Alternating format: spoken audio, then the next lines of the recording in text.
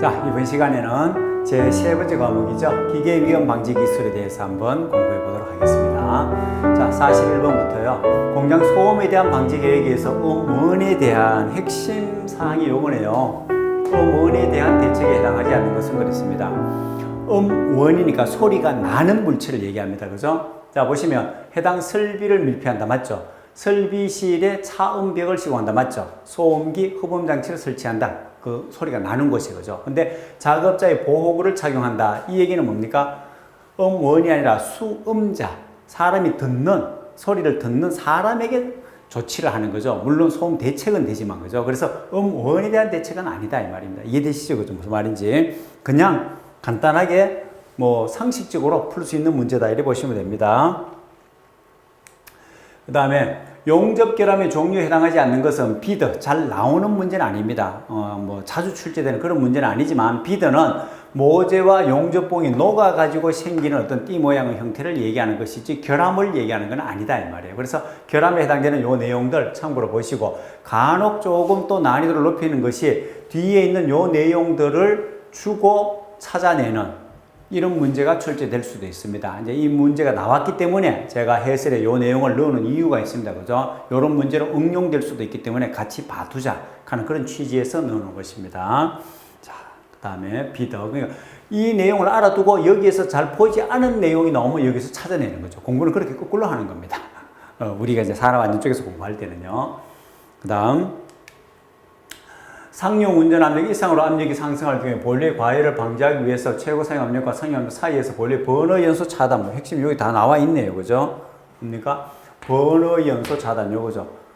번호 연소를 차단함으로 제가 그 간단하게 말씀드릴 때 보일러는 이렇게만 알아두시라 그랬는데 그릇에 물을 담아 가지고 불을 떼 가지고 여기서 나오는 전기를 끌고 가서 난방을 사용하면 이걸 우리가 보일러라고 이해하시면 됩니다. 라고 가장 간단하게 말씀을 드렸죠. 그죠?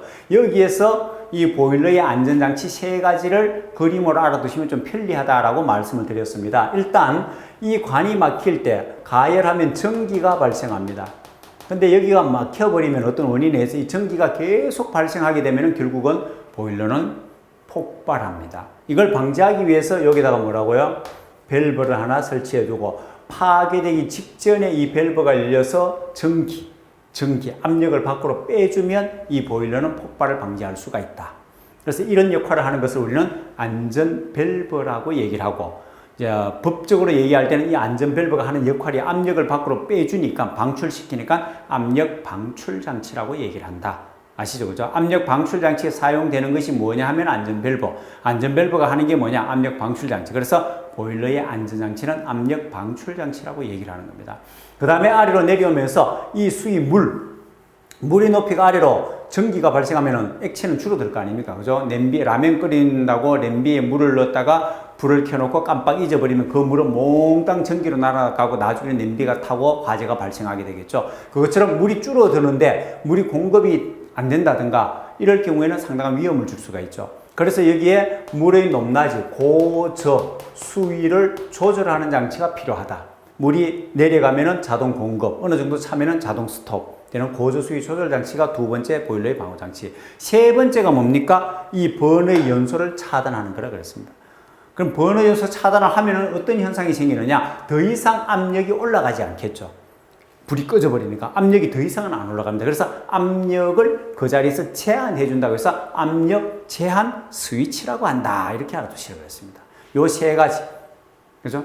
나머지는 기타 등등 나눠놓고 요 세 가지가 가장 중요한 보일러의 방호 장치, 안전 장치다. 그래서 첫 번째 압력 방출 장치, 두 번째 고조 수위 조절 장치, 세 번째 번호 연소를 차단하는 압력 제한 스위치까지 종류 세 가지도 알아두시고 방금 나온 번호 연소 차단은 압력 제한 스위치에 해당되는 것도 자동으로 알게 되는 겁니다. 그래서 이렇게 공부를 해두시면 되겠습니다. 보일러는 뭐 너무 중요하죠, 그죠? 그 다음, 자, 단면이 나와 있고 목재가 4,000kg 압축 하중을 받고 있습니다. 안전율을 5로 하면은 실제 사용한 응력은 허용 응력은 몇 %나 됩니까? 당장 보면 계산 문제 골치 아파 찍고 가자 이러지 마시고 차근차근히 보면 이 문제는 어느 정도 풀 수가 있습니다. 일단 압축 강도가 나와 있고요. 압축 강도가 500kg이다. 이렇게 나와 있습니다. 여기에 단면이 6 곱하기 10cm 하면 잘 모르겠으면요. 센티미터 2개이기 때문에 센티미터 제곱이 되겠죠. 그죠? 그리고 이게 4000kg이니까 간단히 말씀드리자면 이 4000kg 나누기 6 곱하기 10 하면 60이지 않습니까? 요게 뭡니까? 보세요. kg이고 단위가 여기는 센티미터 2개로 곱하니까 제곱이 되죠. 요거는 숫자는 숫자대로 계산을 하고 뒤에 나오는 단위가 kg per 제곱 센티미터가 되는 거예요. 이게 뭡니까? 압축 과정을 받고 있다. 실제 사용하고 있는 사용 응력이 되는 거죠. 어떻게 보면 이게 사용 응력이 되는 겁니다. 그 다음에 안전율을 5로 하면 했을 때 안전율 공식 아시지 않습니까? 안전율을 이미 알고 있어요. 안전율을 구하는 공식이 여러 가지 있습니다만 제가 말씀드린 것 중에서는 대부분 뭡니까? 뭐 파괴 하중 나누기 최대 사용 하중을 우리가 잘 알아두면 이해하기는 쉽다 그랬죠. 부사지는 하중 나누기 그러니까 부사지기 때문에 그보다 작게 써야 되겠죠. 최고 사용 하중. 그런데 그런 것 중에서 기초 강도 나누기 허용 응력하는 것도 있었습니다. 그죠? 이 기초 강도가 지금 압축 강도, 여기서는 압축 강도로 주어지는 거예요. 그러면 기초 강도의 500 나누기 허용 응력이 나오죠.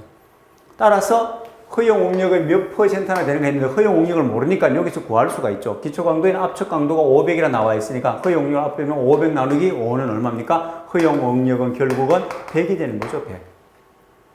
그러니까 이 허용 응력의 몇 %예요? 허용 응력이 100으로 딱 떨어져 가지고 계산하기가 너무 좋은 애거죠. 100이기 때문에 사용 응력 값이 답이 되는 거죠. 이게 100이기 때문에.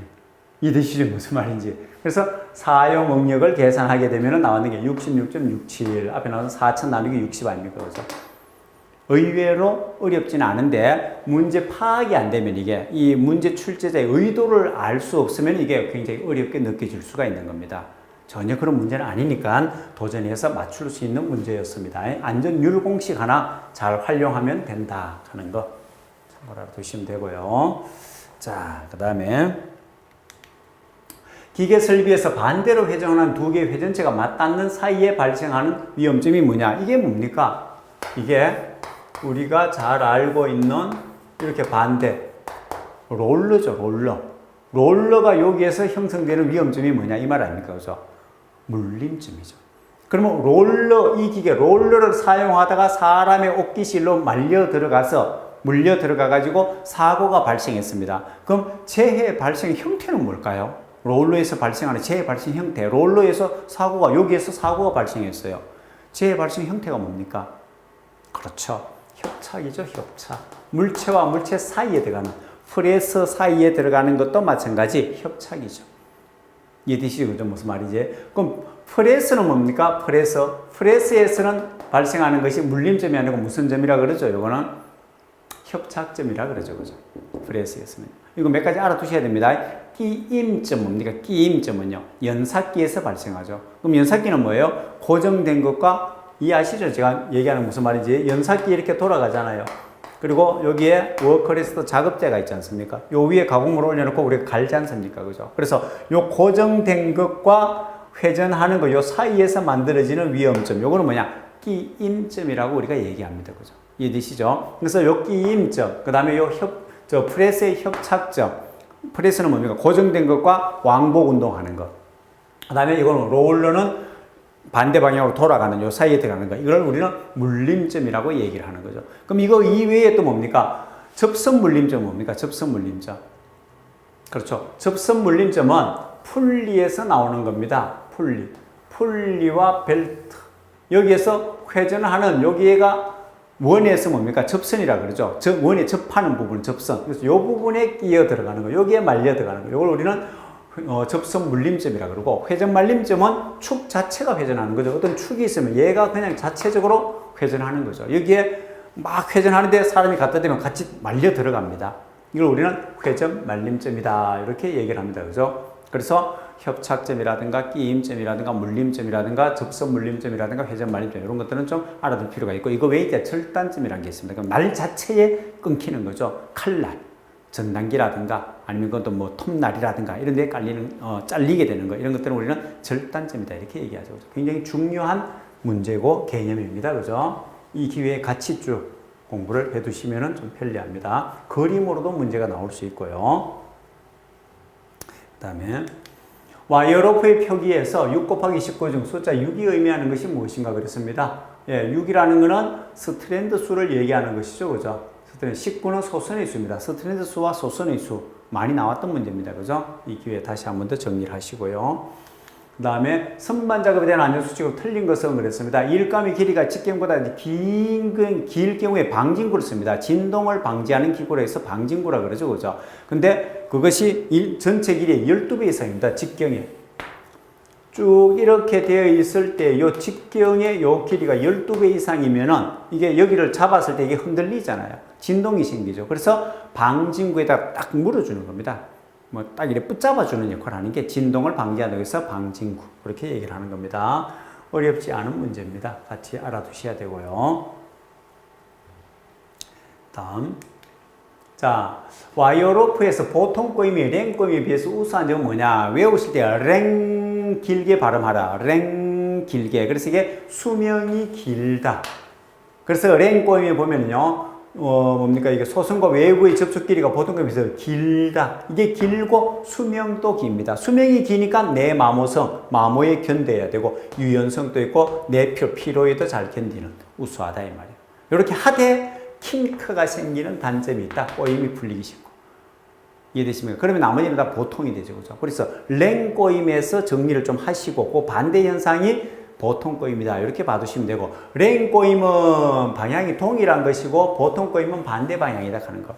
즉 이런 와이어가 있을 때 여기에 소선이 말려가지고 소선을 꼬아가지고 소선이 꼬아졌는 6가닥을 가지고 스트랜드를 6가닥의 스트랜드를 가지고 전체 와이어 로프를 만들거든요. 그럼 이랬을 때에 여기에 지금 요 방향은 스트랜드 방향입니다. 큰 거. 이 스트랜드 하나하나를 이루고 있는 여기에 소선이 있다 이 말이에요. 소선. 이 방향과 이 소선의 방향이 같으면은 랭 꼬임이고 만약에 여기에 이렇게 스트랜드가 있는데 이 스트랜드와 여기를 이루고 있는 소선이 서로 반대 방향일 경우에 이렇게 되어 있는 거죠. 이거는 지금 이 방향과 이 방향이 반대고 얘는 이 방향과 이렇게 되는 이 방향과 이 방향이 같은 방향이고 이해되십니까 지금? 이런 거는 랭이고 요거는 보통 거입니다. 반대 방향은. 이것도 이해가 잘 안 되시는 분은요. 이론 강의함 들어가시면 명확하게 되어 있습니다. 그렇게 해서 랭과 보통은 명확하게 개념을 좀 알아둘 필요가 있습니다. 그러면 굉장히 수월합니다. 아시겠죠? 이런 거 실기 문제에서도 이 꼬임 방향을 가지고 어떤 꼬임인지 이렇게 쓰는 거 이런 문제가 나올 수 있습니다. 그림으로 주어져 가지고 자, 꼭 정리를 하고 넘어가시고요. 그 다음에 프레스 또는 전단기 방호장치의 종류와 분류기구가 올바르게 연결된 것은 무엇인가 했는데 이거 점수 주려고 나온 겁니다. 어떻게 보면 외우실 때 광량은요. 광량의 가드는 손수 만든다. 뭐 이렇게 외우면 되겠죠. 그래서 순서대로가 A, B, C, D로 알았으면 되잖아요. 그래서 앞쪽에 있는 광전자와 양수장식은 -1, -2가 있는 겁니다. A, B, C, D에서요. 자, 그렇게 하면 되고 A, B, C, D, E 이렇게 정리를 하겠습니다. 자, 주는 문제예요. 광량의 가드는 광량의 가드는 손수 만든다. 됐죠? 자, 포터블 벨트 컨베이어라 생각하시면 되고요. 이건 기본입니다. 기본. 공부를 안 하셨어도 꼼꼼히 보시면 알 수 있어요. 화물을 적치 후에 몇 번씩이나 시동을 걸고 정지를 반복 테스트한다. 상식적으로 말이 안 되잖아요. 반복 테스트, 이 잘못된 거죠. 그죠? 반복해서는 안 됩니다. 일단 물건을 적치했다면은. 그래서 이런 분은 이제 점수를 주려고 내는 그런 문제 형태에 해당된다. 이렇게 보시면 되겠고요. 사람용 로봇의 작동 범위 내에서 해당 로봇에 대해서 교시 등의 작업 시 쭉 해가 나오는 위험을 방지하기 위해서 수립해야 하는 지침사항이 해당되지 않는 것은 여기에 해당되는 사항들이 나와 있습니다. 이 부분도 이제 뭐 아주 빈도가 높진 않지만 한 중급 정도에 해당된다. 이렇게 보시면 되고 법령 문제에 해당되는 사항입니다. 자, 이 내용 해설을 참고해서 여러분들이 보시면 알 수가 있고요. 그 다음에 드리링 머신에서 추구 회전수가 1000rpm, 드릴이 10m일 때 드릴 원주 속도는 약 얼마인가 그랬습니다. 원주 속도를 구하는 게 나왔네요. 그죠? 자, 요거 한번 볼게요. 원주 속도 공식을 저는 한 가지로 통일하자 그랬습니다. 여러 가지로 만들 수 있습니다. 근데 가장 큰 거는 원주 속도는요. 파이 dn으로 알아두면 제일 간단한 계산 공식입니다. 이 단위가 중요합니다. 이 단위 때문에 여러 형태의 공식들이 나올 수 있는 거예요.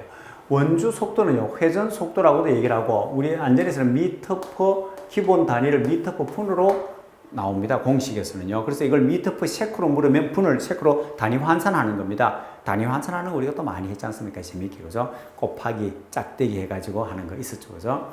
자, 파이 dn을 해두는데 여기서는 뭐냐? 파이는 3.14에 해당되는 거고, d라는 거는 지름을 얘기하는 것인데, 지름이 미터로 주어지고, N은 분당, RPM, 분당 회전수를 얘기하는 겁니다. 이 분당 회전수가, 분당이니까 분이죠, 분. D가 문제에서 미터로 주어지고, 분당 회전수가 주어지면 바로 뭡니까? 미터 퍼 분이 되는 겁니다, 이게. 이 분당 회전수이기 때문에, 분당. 분모에 들어가는 거죠, 그죠? 그럼 미터 퍼 분, 그러면 바로 나오잖아요. 즉, 지름이 예를 들어서 뭐 0.5m이고, 분당 회전수가 100rpm이다. 이럴 경우에 구하세요. 이러면 3.14 곱하기 0.5 곱하기 100 하면 바로 원주 속도 나온다, 이 말이에요. 근데 만약에 D가 지름을요, 밀리미터로 주어지면, 밀리미터로 주어졌다는 얘기는 뭡니까? 미터와 밀리미터는, 1미터는 1000밀리미터거든요. 단위 환산을 해줘야 돼요. 그것 때문에 만약에 밀리미터를 주어졌다면, 파이 dn 나누기 1000으로 공식이 주어지면 밀리미터를 바로 집어넣을 경우, 예를 들어서 10mm다. 그러면 3.14 곱하기 10 곱하기 분당 회전수가 100이다 하면 100. 이랬을 때는 1000으로 나눠줘야 됩니다. 그래서 이 공식이 파이 dn 나누기 1000으로 주어지는 거예요. 이해되십니까? 단위 환산을 위해서 1000으로 된 거예요. 1000으로 나눠줬다, 이 말이에요. 그러면 나는 이 공식을 몰라. 이거밖에 몰라. 그런데 내가 알고 있는 공식에서는 요게 D로, 미터로 주어졌을 때 이렇게 쓴다 그랬어. 근데 문제에서 10mm라고 나왔네? 그럼 10mm를 미터로 바꿔가지고 이 공식에 넣으면 되지 않습니까?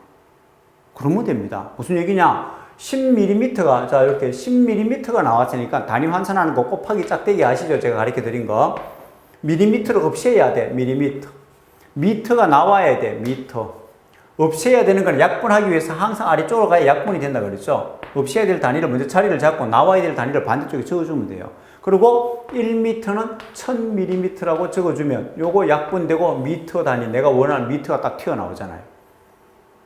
그럼 결국은 뭡니까? 이거 나누기 1000. 여기서 요렇게 1000으로 나눠주나, 여기서 미리 1000으로 나눠가지고 단위를 바꿔가 여기 집어넣어주나, 똑같다 이 말입니다, 결국은. 이해되시죠? 그러면 이게 이 원리를 하나만 알아두시면 얘가 센티미터로 주어지든 밀리미터로 주어지든 미터로 주어지든 다 계산할 수가 있는 거예요. 일일이 다른 공식을 다 알 필요가 없어요. 만약에 센티미터로 주어지면 이거 100으로 나눠야 돼요. 센티미터를 바로 대입할 경우에는. 무슨 말인지 이해가 되시죠? 그죠? 자, 됐습니다. 요 문제는 우리가 드릴링 머신뿐만이 아니라 주로 이제 롤러라든가 연삭기라든가 이런 쪽에서도 회전 속도를 구하는, 원주 속도 구하는 건 다 나올 수가 있습니다. 그죠? 자, 그래서 계산을 해보시고. 지금 여기서는 보세요. 밀리미터인데 밀리미터를 미터로 미리 안 바꾸고 공식이 바로 집어넣었기 때문에 밑에 1000으로 나눠준 거예요. 그러나 이걸 뭡니까? 방금 제가 얘기했듯이 미터로 미리 바꿔버리면 그냥 파이 dn에다 넣어버리면 되죠. 미터로 바꿔가지고. 다음 중에 지게차의 작업 상태별 안정도에 관한 설명으로 틀린 것은 그렇습니다. 전후 안정도 이식하는 건 없습니다. 그죠? 전후 안정도는 6%입니다. 이거 제가 암기할 때는 뭡니까? 뭐 좀 유치하지만 이렇게 하라 그랬죠. 사람의 하체는요, 하체는 앞뒤로 사고, 좌우로 육갑을 뜬다. 육갑 뜬다. 앞뒤로 사면서 좌우로 육갑 뜬다. 이래만 외워도 하나 해결되죠. 그죠? 그래서 하체나 하역 작업할 때는 앞뒤 전후 안정도가 4%에 해당되고 좌우로 육갑 뜬다. 좌우 안정도는 6%에 해당된다. 그러면서 주행시죠. 그죠? 주당, 술 먹는 사람들. 주당은 술 한 잔 되고 나면 앞뒤로 왔다 갔다 하면서 이제 욕하죠. 이런 욕을 많이 하죠. 이런 욕을. 제가 말은 안 하겠습니다. 18입니다. 그 다음에 좌우로 비틀비틀하면서 쓰러지면서도 좌우로 일어나려고 하죠. 좌우로 일어나려고 하는데 이거 일일이 대응하지 마라 그랬습니다. 좌우로 일어나려고 하더라도 일일이 대응하지 마라. 15 플러스 1.1V 이렇게 알아두면 된다 그랬죠. 여기는 속도가 문제에서 주어집니다. 그래서 주행시.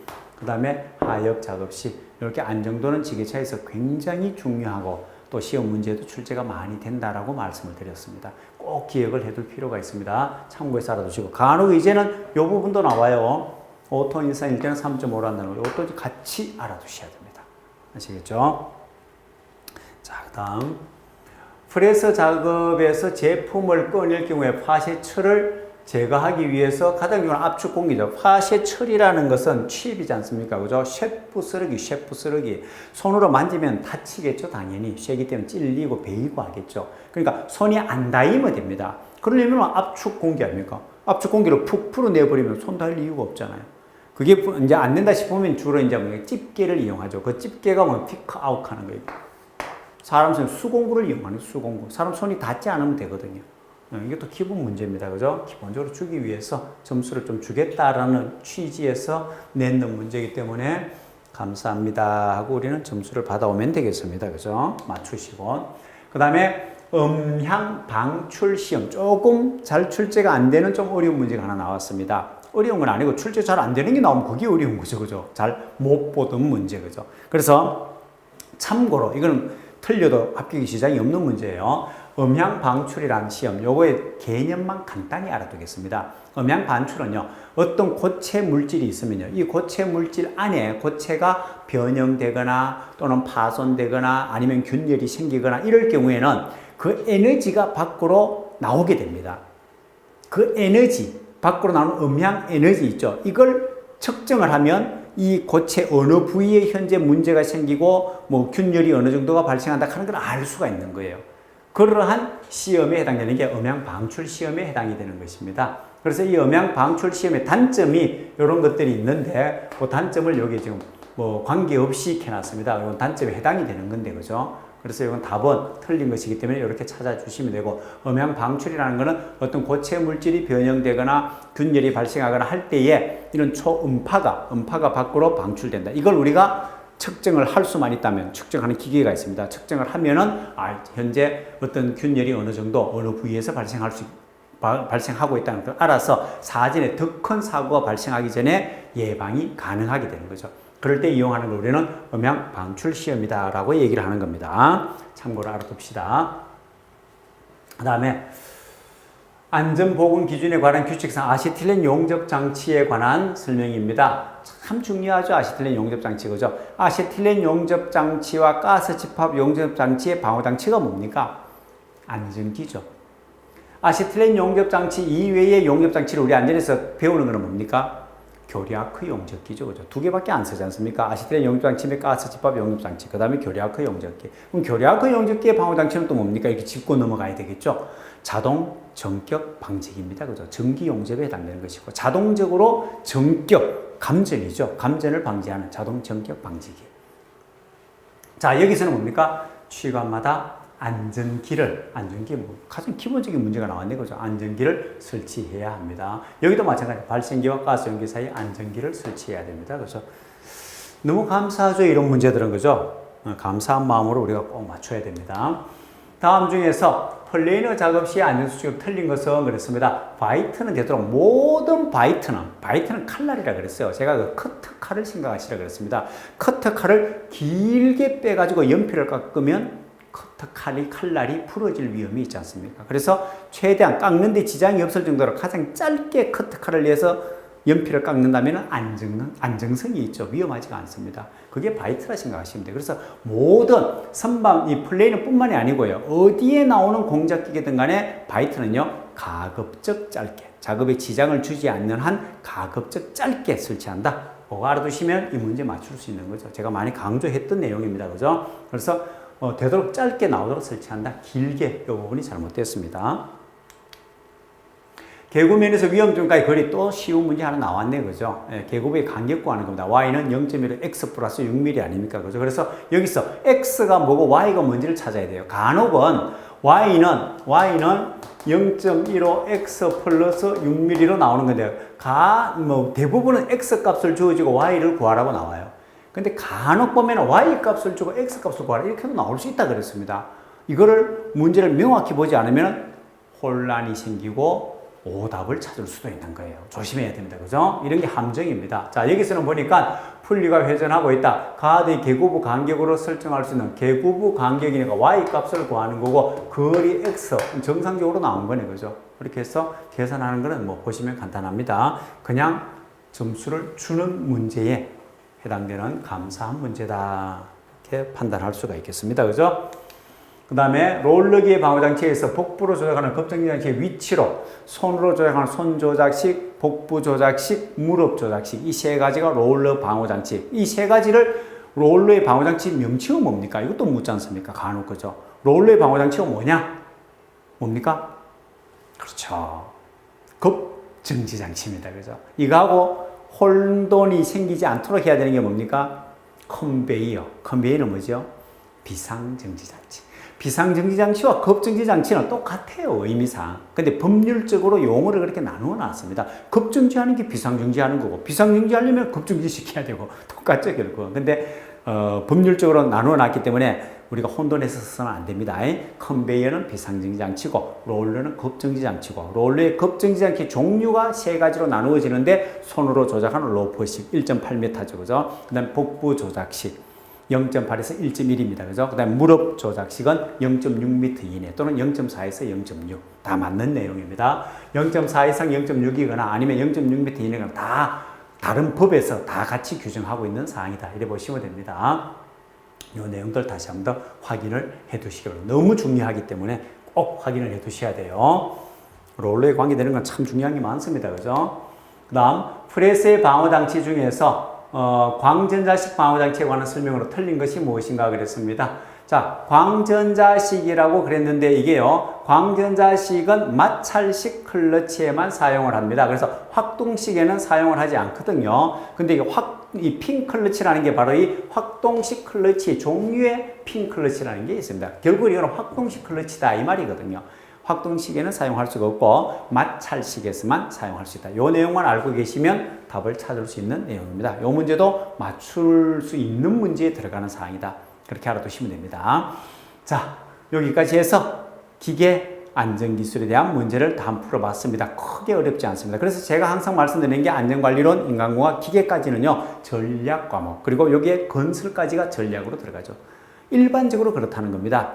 간혹은 뭐 안전관리론도 과락으로 나올 수 있으니까. 그러나 일반적으로는 항상 통계적으로 전기와 화학설비가 과락 과목이다. 그래서 전기와 화학설비는 버릴 문제를 확실히 버리고 맞출 문제만 맞추고 나머지에서 점수를 확보하자. 우리 전략 안 잊어버리셨죠? 그렇게 나가시면 합격하십니다.